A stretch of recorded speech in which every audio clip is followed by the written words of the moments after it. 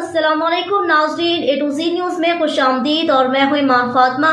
नजर डालते हैं आज के इलाकाई और इंटरनेशनल खबरों पर।